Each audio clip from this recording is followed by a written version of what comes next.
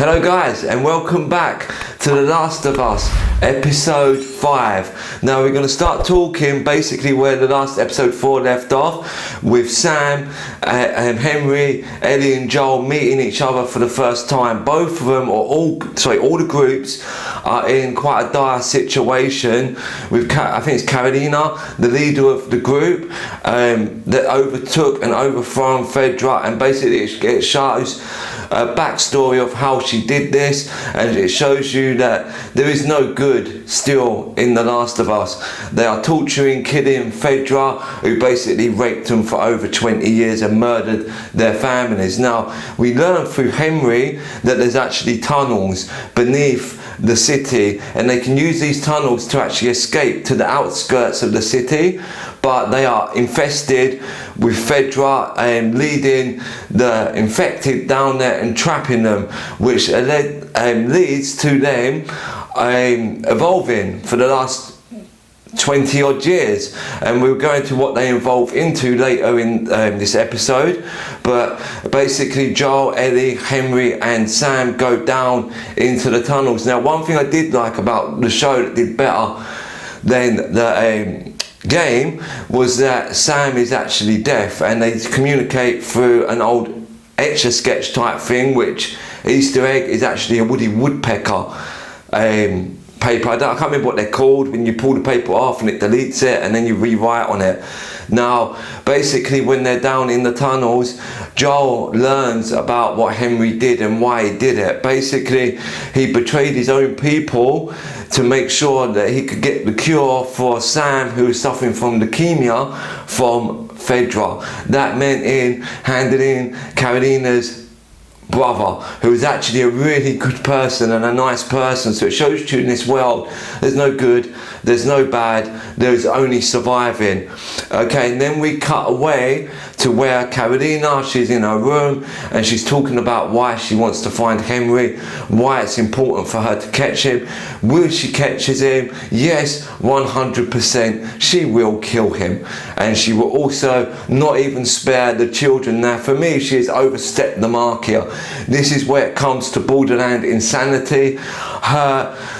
Her desire for revenge overshadows the desire, or the thing that she should be doing is solving the problem of the infected that we learn that are under the ground. So Joel, Ellie, Henry and Sam go on their mission to escape, and they go under the ground, and basically they come up and on the outskirts. And now anyone knows that plays the game, this is a very specific part in the game with the sniper, and we flank the sniper. There are people to fight, and it ends up, I don't think that there wasn't in the show, but it ends up with Joel killing the sniper and us getting the sniper rifle. The show follows this perfectly, and then it leads to one of the first, people say they're hordes, I prefer to call them swarms, because they remind me of the speed and aggressivity of hornets rather than what we get in The Walking Dead. So basically they find out where Joel and Ellie and Henry and Sam are, and the sniper is holding them up, not trying to kill them but delay them enough so the group can get there, and then they will go in for the kill. For me, this part when they go in, it's the best scene in the show so far.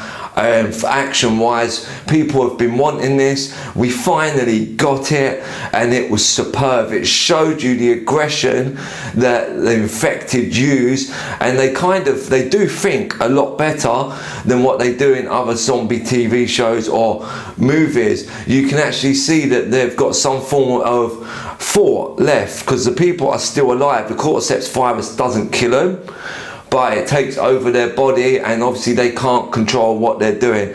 So it leads to Joel taking out the van, or yeah, it's a van, a truck. The truck crashes into the building, and then the infected come up through the ground, and wow, it's really impressive. And then it's obviously followed up with a bloater. Amazing scene. The bloater, we actually get a fatality from the game. They don't quite show it in the show, but you get it in the background, where I think in the show the pulls off the guy's head. But in the game, you actually see that the bloaters do target the face, the hands go in the mouth, and they rip and pull the jaw apart, not leaving much left of the person. And obviously this leads into the group and the city, I believe the city, getting swarmed and getting taken over by the infected. We don't need to see the downfall of the city. We know that this has happened.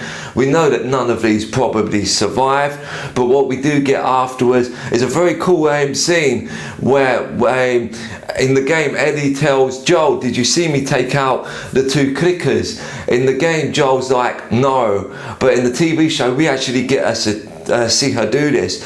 We also see Joel and Eddie working very well just by looking at each other and understanding what each other's are going to do, where they've been bonding. This is how this works. And obviously Eddie saves saves Henry and Sam, but then it goes on to the later scene when we realise that Sam actually got bit or scratched by one of the infected. Now Eddie believes that, spoilers alert, Eddie believes that her blood will actually cure him, and she puts it on the cart because she thinks she's immune, and it doesn't actually work. And then obviously it plays out like the game. Sam is infected. Eddie falls asleep when she actually planned to stay up with Sam, and Sam is like comatose, sitting on the end of the bed until Eddie interacts, and then Eddie gets attacked by Sam. I'm not going to go into the final part of that part because it's interesting. Maybe people have watched this and not watched the show, but it's a really good ending to a great episode, guys. This is the episode I was waiting for. The character building between all 4 of them was fantastic. With the people in the city, it was amazing. It gave us more depth into what actually went on with Fedra. Guys, this episode is an absolute 10 out of 10. I would advise anyone to watch this episode, watch it a few times. There's a few Easter eggs. Savage Starlight comics were in it. I believe there's a few more as the episode goes along. I would do a breakdown after the season's finished. I would go through and try and point out all the Easter eggs that I found in every single episode and put them all together and make one long episode out of it. Guys, I hope you enjoyed this episode. I look forward to seeing you about 8 days. I think the next episode's out next Sunday. 7 days, but it'll be 8 days before I review it. Guys, episode 6 is going to be an absolute blast. We know who's coming eventually, and it's going to get very, very interesting. Thank you, guys. Remember, like, sub, notify, do all that business, and I see you on the next episode. They Live is coming soon, maybe today or maybe on Tuesday. Thank you guys for sticking with me. I've been busy, a little sick today, but thank you and goodbye.